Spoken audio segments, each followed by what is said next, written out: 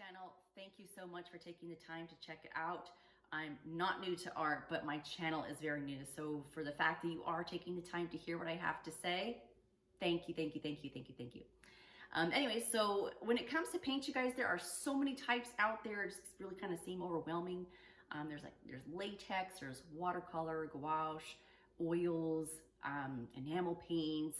So yeah, I can go on and on and on, but today's little tutorial lesson is really just to focus on acrylic paints.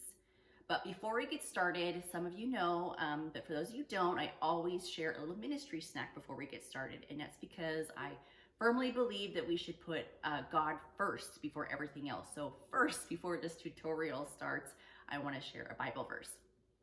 It's really just to keep me in the Word and just, grateful for everything that He's done for me. And hopefully it'll help you realize just how much He's done in your life too. Sometimes it's hard to see all the good stuff when we are currently surrounded by some things that tend to make us feel like we're in the downer times. But really, we are beyond great.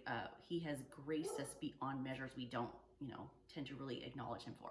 But anyway, so today's Bible verse comes from the book of Samuel. So 1 Samuel chapter 2, verse 3, and it reads, "For the Lord is a God of knowledge, and by Him actions are weighed." Okay, well, that's kind of like, could be good and bad, I guess. And what I mean by that is when we do things, guys, most of the time, well, I won't say most, some of the times we tend to do things to glorify ourselves. Like, we'll donate money, we'll do a certain favor, whatever it is to make us look good in the eyes of other people, not in the eyes of God. And He takes accountability of that. He knows our heart, because when we do things, we were put on earth to worship and glorify Him. And not that He's self-righteous and He's like, I need all the glory here just because it makes me feel good. No, it's because God goes above and beyond in so many ways every day to, just really work in our lives and make us, happy. Sometimes it's hard to see, but when we tend to do things to put Him on the back burner and put ourselves on the front burner, like making us look good for our own purposes, doesn't really, rub Him the right way. Kind of like if you were to do something for your parents just to, make yourself look good and not necessarily because you wanted to do it for them because you love them. It's kind of the same thing. But He also knows when you do things because you really have, the capacity in your heart to do something because you want to do it. By golly, He takes note of that too. So because of the actions you take, whether they're humble or for your own personal glorification, He takes note of that, and by that, that's when He will take action. I can't say what kind of action He's going to take. I'm not omniscient. That is just something that He clearly says that He will do, is just take action. So by being, good in nature in your heart and being more Christ-like, He just starts jotting down all that good stuff. And when the time is to come to heaven, my imagination says He will be, thank you, good and faithful servant. And for those who are, like I said, just kind of do what you want because you want, you're craving some sort of attention. And I've done things like that too, guys. I have done things simply for the fact to, finally maybe have a spotlight on me, which is really awful. But, I'm human too. And I'm pretty sure I'm not the only one out there, but it's just a confession. But yeah, He takes note of that too. So let's try not to be like that. Let's try to consider the actions that will be weighed in the future when we finally meet our Maker. All right, guys, so let's get started on talking about the nitty gritty of acrylic paints because it is not just a couple little things here. It's actually quite interesting. So let's get started. Okay, guys, on to one of the most popular FAQs out there. What the heck is acrylic paint? So it says acrylic paint, but what does that do for you? I mean, at least for me, it doesn't really say much. So anyways, this is where I'm hoping I can give you that extra information. So acrylic paint is basically just a popular paint that various artists use to make, a variety of artistic paintings and projects. It's a water-based paint that has pigment suspended in an acrylic polymer emulsion. Those pigments are granular solids milled to like a particle size in which give the paint its colors. They can be organic, inorganic, synthetic, natural. So there's a variety of different types of pigments out there. And the binders is the substance in there in which keeps those pigments together once the paints have dried. There's a few other ingredients that are in there too, but that's basically what acrylic paint is composed of, just water, pigments, and binders. And like I said, a couple other little random things depending on the brands. Some key differences I'll be talking about are price, overall coverage, opacity, paint samples and information on the container in which it comes, with the printed information, color ranges, the paint's consistency, light fastness, and color shifting and tinting strength. Okay, so the other question is, what's the difference between craft paints, student grade paints, and artist grade or professional grade paints? Now, there is a lot between each end of the spectrum, so pull up a chair.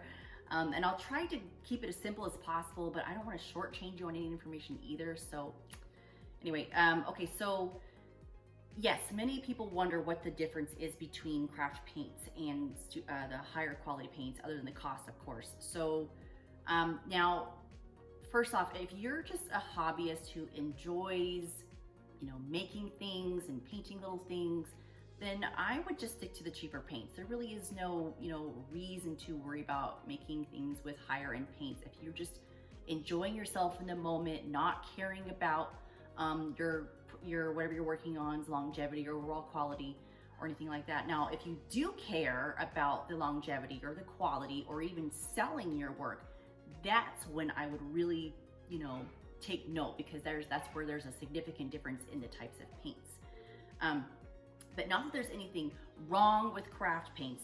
They get the job done, but again, if you have an overall concern about which is the type of, which paint should you use for whatever project you're working on or whatever intent you have with your paintings or projects, again, this is where this information is, I hope, comes in handy for you. Now, I've been working with craft paint since my mid-30s, and I'm gonna be 43 in May, so yeah, that long. Now, at first, I was one of those people who just used craft paints because I just wanted to paint stuff. Believe it or not, I started painting rocks, hundreds of rocks, until we moved here, or PCS here in Texas in 2017. Then those rocks just kind of started, I didn't see anymore because obviously the environment was different from where we came from. And we PCS again this year, so who knows, I might find myself going back to rocks. So because I wasn't painting on rocks anymore, I found myself going to canvases, some wood, and even some jars. But anyway, so the thing is, after all those rocks and even some canvases, I was getting super frustrated with the painting. Just painting in general. It wasn't fun. I mean, I didn't really feel the same passion in it anymore, just because I wasn't having a full understanding of what acrylic paints is, the varieties of acrylic paints, the grades in acrylic paints. And so I was just thinking that, I didn't realize that the problem wasn't me. It was my paints, which are craft paints. Now, I still have a ton of craft paints because that's all I ever invested in over the years. So as of now, this year, February 21, I still have a good amount left because I've recently started transitioning to student grade and artist grade paints as each craft paint empties out. So yeah, I'll still buy craft paints. They're not worthless and they come in handy for some things. But I'm just a hobby artist. I have no formal training, just God's gift of some sort of talent. But I have sold a lot of my work and I have been commissioned. So for me, it makes sense to go ahead and invest in higher quality paints. So yeah, hopefully this information out there is going to help you feel a little bit more comfortable which direction to go when you decide to buy your paints. Now, this isn't to urge you to only buy student grade or professional grade paints. This is just merely informative so that when you do go buy some paints, you just have a better decision and understanding of which direction to go. Okay guys, so here's some examples of some craft paints, and I think I pretty much have most of them. I know Martha Stewart has her own brand, but usually if I didn't get my paints at Walmart or Target, I would march right over to the craft paint section in Michael's or Hobby Lobby, not even realizing there's a whole other section of higher quality paints. I will say Walmart has the best deals by far, even stores like Dollar Tree, whereas art supply stores, you're gonna pay like 2 to 3 times as much. So So you can see I have Craft Smart, Folk Art, Ceram Coat, Deco Art, and Apple Barrel. So yes, I have a plethora of brand names in the craft paint arena here, and there are others. But anyways, craft paint is typically pretty thin and runny because the pigments and binders are, for lack of a better word, lacking. They're cheap because they don't have as much raw quality materials. They're mostly water, hence water-based, and a big reason why they also tend to dry super fast. Hello, water evaporates. Also, because the pigments being so skimpy, they tend to be more dull in color. And the paint color may look vibrant when it's wet, but this is where their color shift is the biggest out of all the paints, ranging from craft paints to grade paints and artist grade paints. So in other words, the color shifts from one shade to another by comparison of being wet and dry. They also tend to come in little bottles, like little 2-ounce bottles, as you can see, because they're just really meant for crafts, not necessarily for paint pouring on large canvases. Although you can find much larger bottles of primary colors and some secondary colors along with your basic white and black, which I also have those as well. So as an example here, I got a big old jug quart of Craft Smart and white, and then a larger container, then larger than your 2-ounce container bottle of black paint and Apple Barrel. And then here's another one of those craft paint brands as well by Anita's, also in red, and then a secondary color by Ceram Coat. So yeah, those would be a variety of the other larger bottles in some simpler colors. Now, I will say if you're using the craft paints for fluid art and you use Floetrol, which is this here, which is just a paint conditioner additive that helps bring out some of those neat cells and lacing details in your project. But it dulls your colors out even more. Both craft paints and the Floetrol dry with a matte finish. So now your painting is gonna be like extra matte. Excuse me, but I will say by applying an artist grade high gloss varnish, like this example here by Liquitex, it will really help bring those colors back, so it's not completely helpless in that area. Other gloss varnishes are fine too, but that one can really look and feel like resin depending on how many coats you apply to it. And by the way, it would behoove you to go get some of that at Hobby Lobby while they still offer their 40% off one regularly priced item before February 28th this year, 2021, because that's when they're going to kibosh that coupon. And for me, hefty coupons like that make nicer things affordable. Let's see. Oh, and if you're an absolute beginner and you don't have any paints yet, my suggestion is to buy a paint set first. Only focus on using the colors given so you don't feel overwhelmed and you don't spend more money than anticipated and end up disappointed for whatever reasons. Plus, you can mix these colors together, although by mixing craft paints, you're really not going to get smooth, consistent colors. They tend to muddy, which means they just don't blend as nicely because they're not really meant for blending, but you can at least practice with them. And blending is also referring to the overall tinting strength, not just by mixing various colors, but using white as well to bring a color down in its tint or shade by softening it up with white. So obviously, if you want to make, pink, you would make red and you would mix red and white. So let's see what else. Okay, notice these bottles don't say much other than the brand name and the color. Okay, that's fine, but that's not as helpful as I need them to be. It doesn't give any other information about the level of pigments or opacity. Opacity just means if it's transparent or not.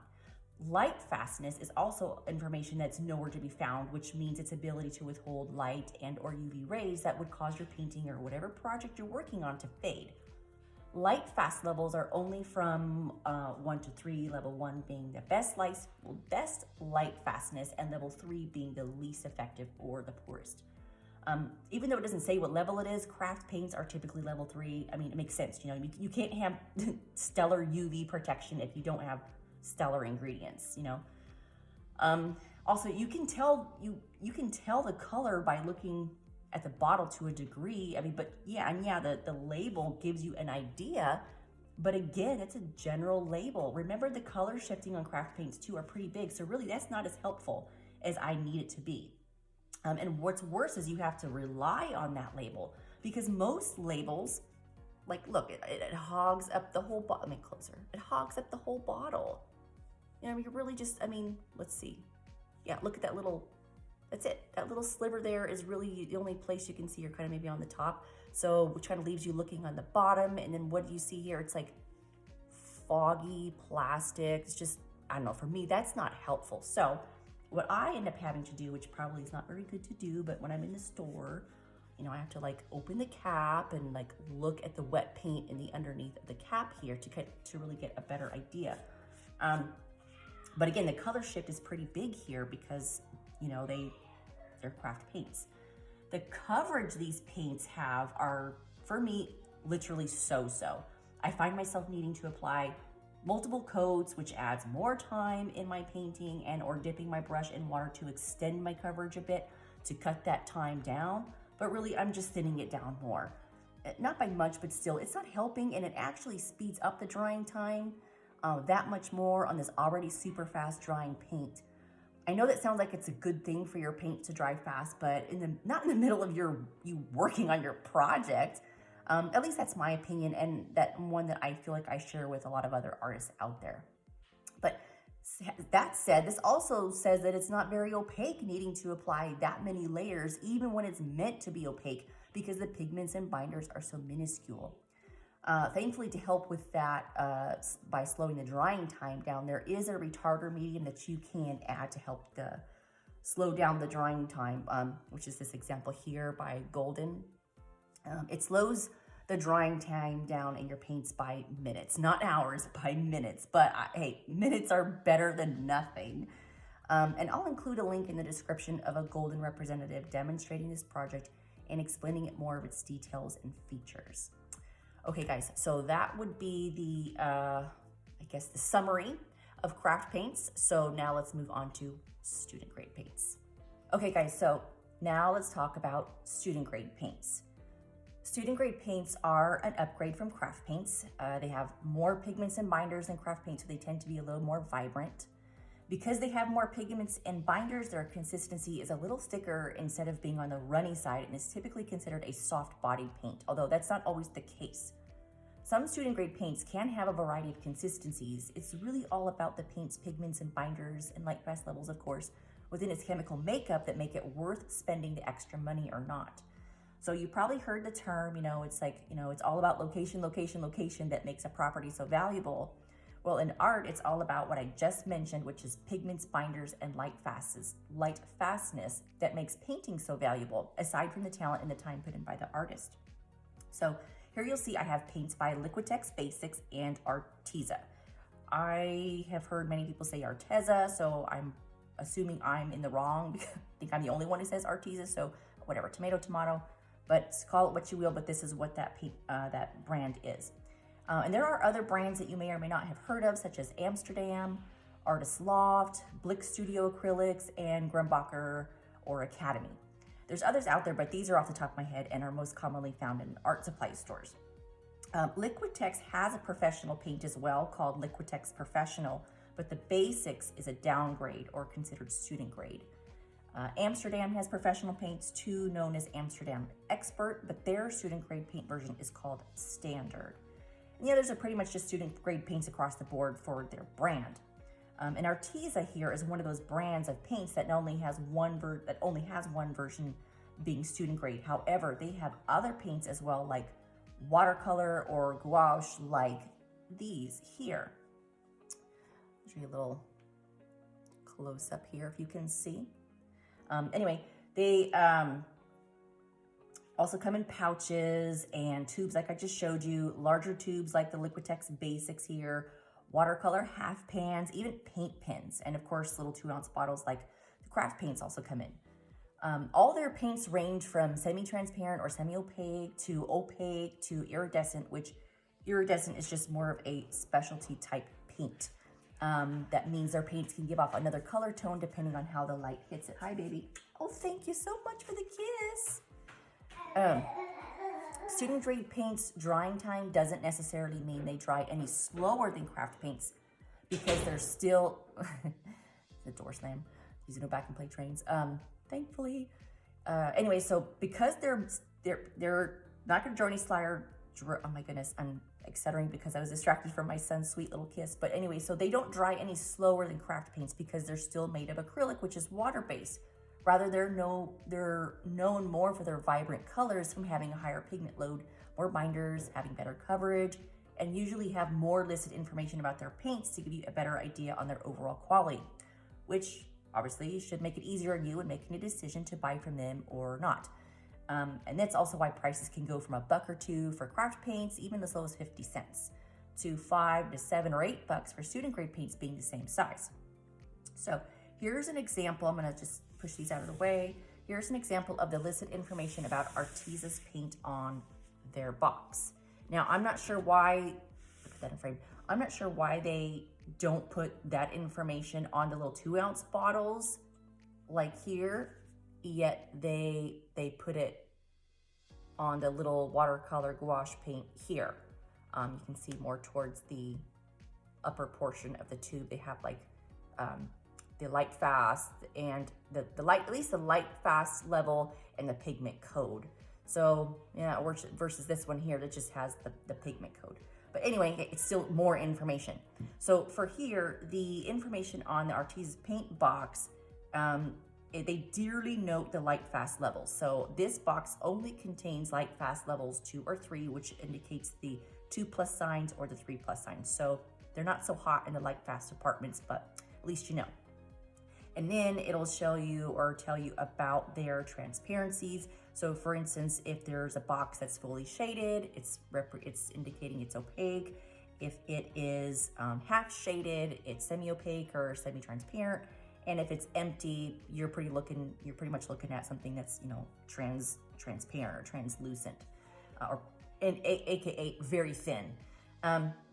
Anyway, so it also tells you the pigment code. So if you want to go all Inspector Gadget or just like nerdy art facts, they're right here for you. And then same here, let's push this out of the way. Same here with the Liquitex Basics. They also have their pigment codes, which is this right here, this little thing starts with a P and then their opacity. So it's very opaque because the square is fully shaded, and the light fast levels. I can get that right there between the glare. So it's like a little sun, looks like a little circle with rays drawn around it. And then there's a level 1 in there. So this is pretty smoking hot with the light fast levels. This is a really good paint for being student grade with, you know, the best light fast levels. Anyway, but some more information about, some more interesting information about student grade paints, even artist grade paints, is if you see a color followed by the name ochre, it's like this one here that I had showed you before. Yeah, in fact, I don't know if it's even, it doesn't look like it's focusing, but it says yellow ochre. Anyway, it's referring to opaque earthy colors, which are typically the cheapest, and not that they're just earthy colors, but because they're made from crushed up rock from the earth.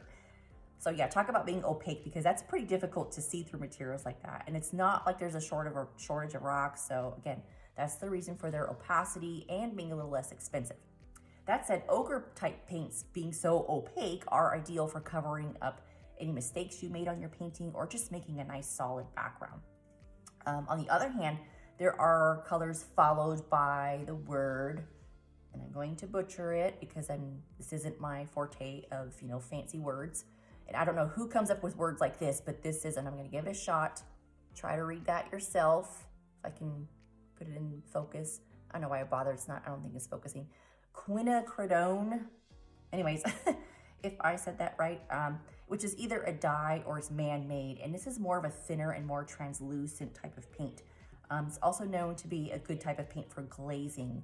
And a glaze is basically a thin layer of a translucent paint that allows some of the color underneath to show through. This is a high flow paint, which I'm not gonna really talk about right now, but just I wanted to show you the actual spelling of it because, like I said, I probably butchered it. And you also might be familiar with colors with the word hue in it, which would be this example here, here, and here. Okay. So, well, the word hue is pretty much a knockoff color of the real deal. So, for example, I have a cadmium red deep hue here, which is an imitation version, not a pure cadmium red, rather a combination of cheaper red pigments to make the color that's pretty darn close to an actual pure red cadmium. But still, these are better paints than craft paints. And hopefully you'll realize that the more quality paints you invest in, the bigger the color range you'll have to choose from. And you can see here that this craft paint is a hue version as well. So the cost difference between this is 8 ounces versus 4 ounces. So you get more for way less. I think this was like $2, and this for 4 ounces is $5. So, but this also has, you know, a light fast code of 1. It's a very opaque. So right there, it's going to tell you your couple of extra bucks are spent in the light fast and the paint being very opaque. So yeah, anyways, let's just, yeah, I think that is about all I had to cover for that. But like I said, just so you know, they're the craft paints, as I think you should know by now. Hopefully I've thoroughly explained it, that craft paints are the lowest quality of artist grade paint. So now let's move on to the artist grade or professional grade paints. Woohoo! Alrighty, we have made it to where artist grade or professional paints are the subject matter here. Anyway, so with artist grade paints, you are not only going to have the biggest range of colors to pick from, but a higher selection in true colors, not just in hues. You're also going to have the highest pigment loads and binders, best coverage, best tinting strength, best ability to blend and layer your colors, have mostly level 1 light fast levels. Very few will have a level 2 or even level 3. And very few colors will have a hue version because, like I said before, they have the true color. And here's what I'm talking about with cobalt blue as an example. So as I said before, cobalt blue hue version in craft paint, and then a cobalt blue hue version in a student grade paint. However, here is a cobalt blue, true cobalt blue in an artist grade paint. So there's that. But real quick though, there are some historical hues, meaning once upon a time there was once this specific color that isn't around anymore, and now it's manufactured to try to replicate that historical color. So just do your research on your hues if you feel obligated or pushed to do so. Otherwise, just enjoy the assortment of colors. Art is fun, art is colorful, it's whimsical, it's just your imagination. It doesn't have to be precise necessarily unless you want to make it be precise. But anyway, real quick though, so golden has fluorescent colors that fluoresce or illuminate under a black light, which would be this example here, this phosphorescent green. And these types of paints have a level 3 or poor light fastness because these particular paints aren't made with pigments. Rather, they're made with dyes, which is the reason for that. Now, I also have Liquitex Basics in fluorescent colors as well that don't indicate any light fast levels. In that little circle with the, so that little circle I was showing you earlier where it says light fast levels, this says NR, so I'm going to take it that says not rated. So maybe it's the same thing or made with similar ingredients and dyes. I'm not sure. But anyway, artist grade paints can also have a variety of consistencies, just like I was explaining to you earlier about the student grade paints. And Golden is one of the brands that has an outstanding reputation for not just their products, but their customer service. Artis is pretty good too. I've had some good experience with their customer service as well. But if you don't know what something is, it has Golden's name all over it, they want you to call them. And trust me, I have. They are so awesome. They want you to be educated and knowledgeable in their products. They'll even send you free samples of paints and or products that you want to try so you can experiment and play with it yourself, because they know they don't make cheap stuff and they don't want you to be disappointed. So they'd rather give you some handouts rather than leave a bad taste in your mouth from buying a product, not having a full understanding of what it is or having no experience with it first. And they also want you to know how they work long hours in labs, vigorously testing things so that they can not only answer any of your questions, but know how they can come up with, or know how they can make their products even better than before, or come up with new products. As a matter of fact, they have a new paint launching next month in March, a line called So Flat. I would totally look that up and do a little homework on that, which is a matte paint, yet it's supposed to be so rich and soft and supposed to look like velvet. So I'm really anxious to try that out. But back to consistencies and let me just show you my little hoarding. And this is not it either. I mean, I could flood this whole table. But anyways, like I said, back to consistencies. And by now, you know, I'm a fan of Golden. I have invested most of my money in their products as I've been transitioning to higher quality paints. But you can invest in whatever brand that satisfies you the most. Anyway, so let me go ahead and clear some of this out. So I have here, let's see. Okay, so I have a heavy body paint, a fluid paint, and a high flow paint. The high flow paint here is very ink-like, so it's super thin, yet the pigments are extremely saturated and very fine with very fluid binders. In other words, their pigment concentration is the same across the board, no matter its consistency. And high flow paints only come in little bottles. This is a 1/2 ounce bottle. They typically come in 1 ounce bottles. And this is a free sample that I got from them. I was able to add some of this high flow paint, not this color though, into a gel medium, which is this gel medium here, which is basically a heavy body matte paint because it's gel matte. So without the pigment. And 1 drop alone gave the most intense and vibrant color to the gel medium, which is about a teaspoon's worth. It was like a magic trick where I suddenly made ink paint turn into the heavy body paint without compromising the color and in larger quantities. It was so cool. And you can see me demo that in a tutorial that I did on how to make an impasto heart. Now, the fluid paint here is very consistent or very similar in consistency to a craft paint. And this also only comes in bottles. It's a very fluid, but not watery, which is great for fluid art, but also great for traditional brushstroke art as well, which is awesome because my signature artwork is brushstroke. And lately I have just been so loving the fluid art. I mean, that's addicting if you don't already know.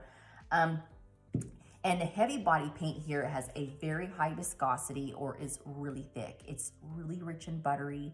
And this type of paint is great for impasto type of artwork where the texture of the paint is very defined and visible.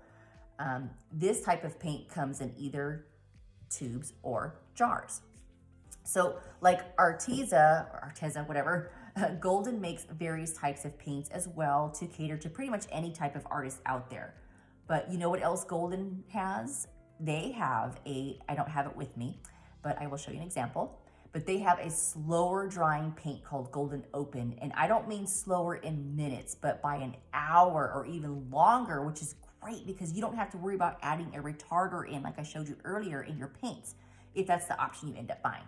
And something else to look at when it comes to Golden paints, they actually put a sample of their, go back to cobalt blue, they put a sample of their paints on the container. So it basically is telling you the exact shade that it looks like dry. So you don't have to worry about wondering how big the color shifts could be. So you'll see some paints being really opaque, like this teal color here, because you can't see the grid line underneath. It is just literally that slab of teal paint. And then you'll see others, like this iridescent gold paint, that is pretty semi-transparent, translucent, because you can see the grid line underneath. So that's gonna tell you how semi-opaque or semi-transparent or opaque the paint is gonna be just by looking at that actual paint sample that they had put onto the container. However, there's a little trick that I was taught by one of the Golden representatives. They were explaining that if you look along the edge line, so just by looking at this paint alone, you're like, oh man, it's pretty semi-transparent. I need something a little bit more opaque. Well, if you look at, so like right there where they had applied the paint, man, I want that. So it's pretty thick right there. And then along the edge lines, it's pretty thick. That is basically an indicator to tell you that you can make it opaque by applying another layer or two. And this is just basically showing you what the paint looks like by applying pressure on the paintbrush pretty firmly. Whereas if they were to just, gently glide the brush across the container, it could really make the opacity misleading. So that's good to know, to see not only just the true color but that it's, that its thickness or its potential opacity by just looking along the edge lines of that paint sample. And here's another artist grade paint by Winsor & Newton. Notice I don't have all that jazz listed on the front where it could be noticeable. Rather, they have it listed on the back. So right here. No color sample, just the color label. And Liquitex Professional, I don't have any samples of Liquitex Professional on me, but again, I will show you that picture. But they also list their info when it comes to their paint sample, again, it's just a picture of the color sample, not an actual sample like Golden provides. I will say I've never heard of any artists complain about any artist grade paints, except for one, and it was regarding Golden. However, it wasn't even about the paints. She loves the paints, but she hates that the tube twist is so small and tight. I'm gonna show you right here. That it makes it hard for her to open and close because it hurts her hands. And she's relatively young and didn't mention anything about arthritis or something, which would make sense for those who have medical conditions like arthritis. But I do have to agree, they are kind of on the tiny side. But I haven't had any struggles putting my cap back on or taking it off.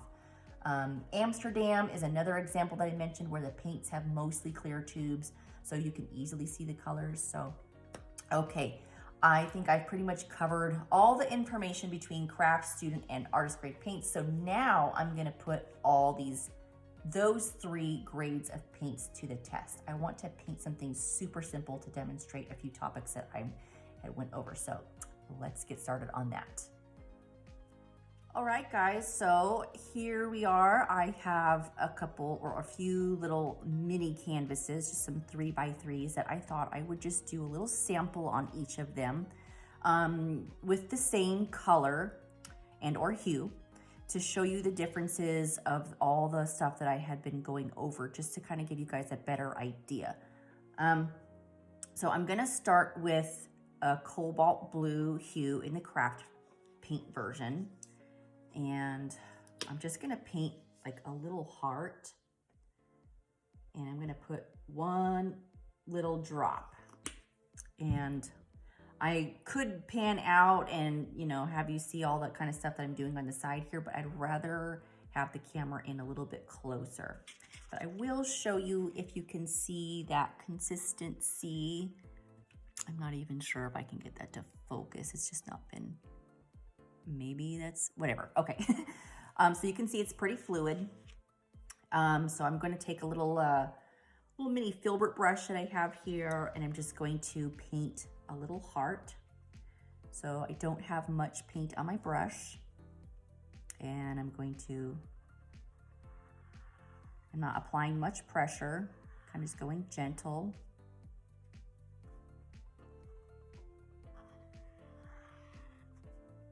And just having fun with it, just making a little heart. I'm just trying to make the shape, if I can get that.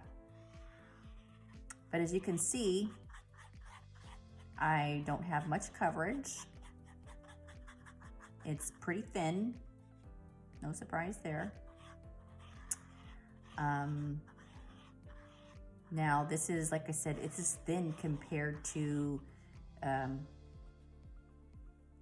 student grade paint and the artist grade paint. But also notice this isn't thin just because it's craft. Well, I mean, it's thin because it's craft, but this is a more semi-transparent or semi-opaque paint. So you're going to see a lot of the canvas underneath it just because it's not very opaque.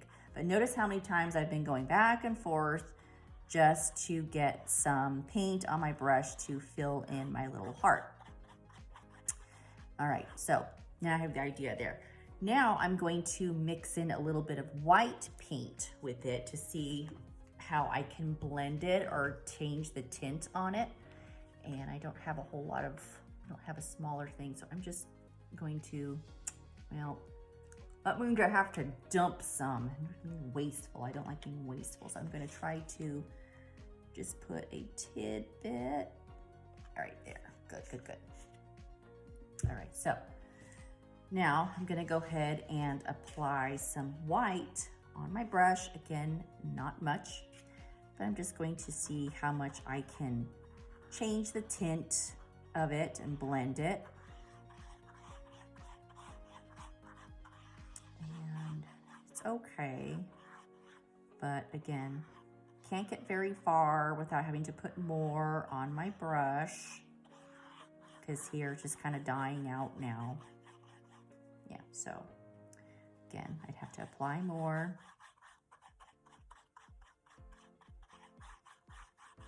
And for me, I'll take you guys down for a close-up later. This color is kind of dull. I'm not like digging it so much. But all right, so now you have the idea there, and still I could see through the paint. So this white paint is still pretty thin as well, just because I can still see the canvas through here, and this is 2 layers of paint. So, all right, now I'm going to move on, put my brush in some water, let that rinse for a second. Move this aside, put that in front of there. Now I'm gonna work on the Liquitex Basics Cobalt Hue. Dry my brush off. Make sure there's no cross-contamination. Okay, good to go. Now I'm going to apply a drop on my plate. Now this is good. Should be good example for you to see. So here was the craft paint, pretty thin, really watery, so it just kind of spreads out. And here, this is a, focus on that. Sorry, my paintbrush was in my mouth, so it sounded like murmuring. So this is a soft body consistency, much thicker because there's higher pigment load and more binders in there. So let us see.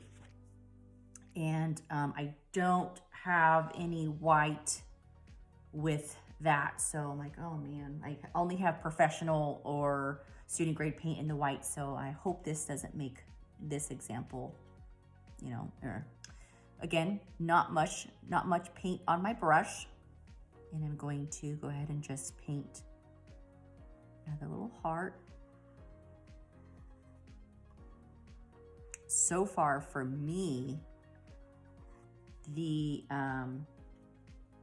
paint is way more vibrant. Like the color is like, hello, very bold. I love it. And now I'm going to try to show you a little bit of the coverage. So as you can see, I'm able to apply more paint along the canvas, so I'm not having to constantly dip my brush.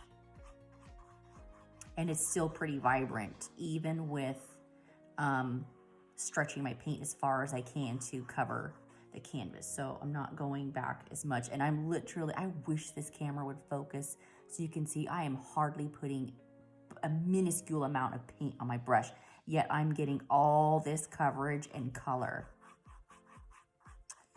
So I like that.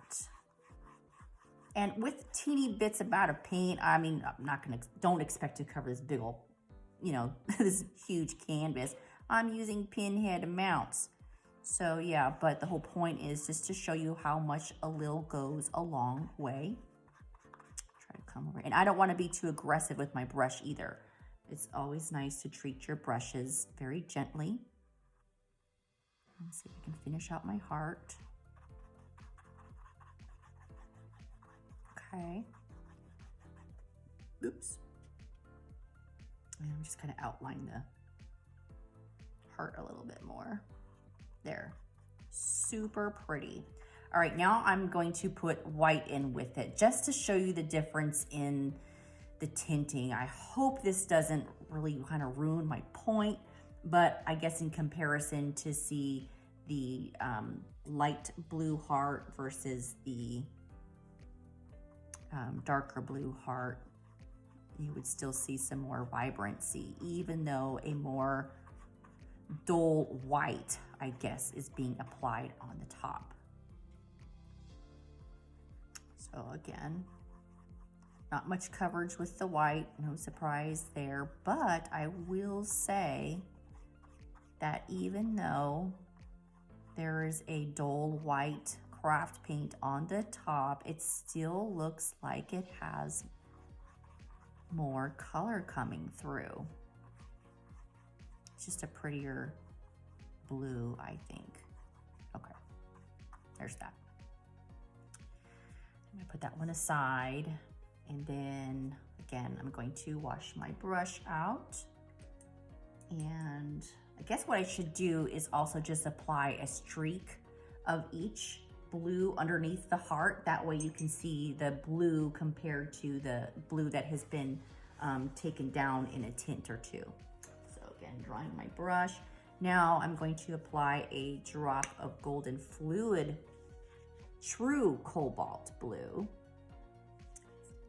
And again, look at one drop. It's still fluid, but it's thicker than the craft paint over here. Remember, I told you it's really watery, so it just sinks and it kind of spreads out because water obviously weighs more. So, but you can see the fluid consistency compared to the soft body consistency. Okay, so I'm going to just take my little brush here, draw another little heart. And man, oh man, let me look. I am still outlining my heart here. A lot of coverage. I could probably make my heart a little bit bigger. I don't think I made it as big as the other ones. So I'll try again.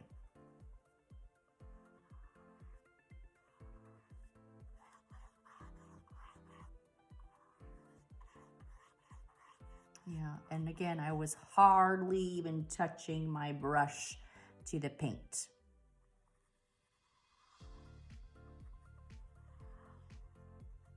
Okay. Again, you guys, look at this. Look at the coverage. Look at the color, if you can even tell. Really pretty. My gosh, that's really pretty. So vibrant. Again, it's still a, semi-opaque paint, so I do see the bottom of the I do see the canvas through the paint. Just a little bit. Again, I'm hardly touching my paintbrush in the paint. So I'm going to show you how much, paint I still have left. So, okay, there's my blue heart. I think it's pretty vibrant still. All right, now I'm gonna go ahead and add a little bit of white to it. And